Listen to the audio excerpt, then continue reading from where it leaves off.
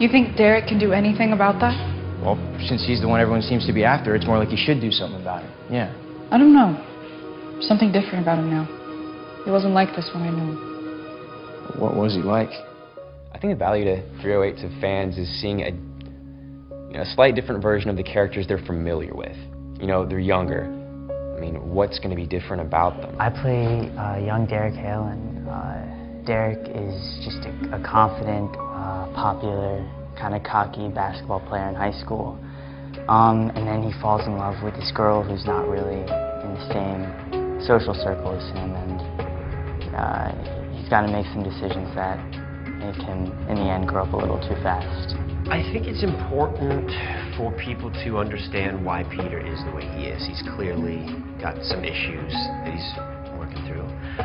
But it gives you a sense of how he came to be the way that he is. He's kind of been an outsider his whole life in this world, either because he's been a little bit older and out of sync with the people that he's been around, and that's caused him to, I think, feel just really not included. He's always the guy that when he sees something beautiful, he just has to scratch it, or just, mess with it. And he doesn't really even know why himself.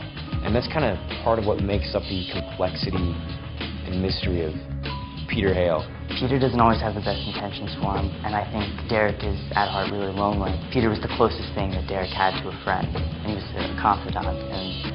And when you lose someone like that, you really don't feel like you can trust many people. What changes Derek the most is he really loves this girl, and in the end, he ends up hurting this girl. And so I always saw it as his way of how he is now, of he doesn't want to give himself the power to do that again.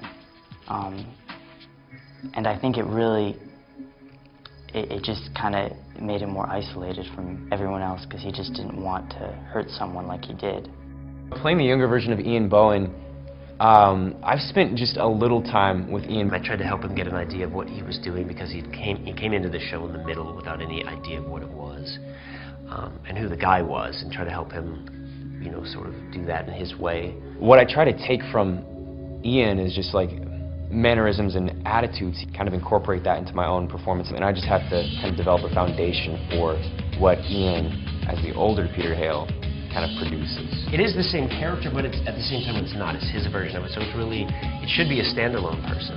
It's great to play a younger version of Tyler Hoechlin, because he's just kind of like the man on the show, and he's such a strong and prominent presence on screen, and I don't know, I just think it's kind of like it's an honor to even be considered like good-looking enough to be a younger version of him.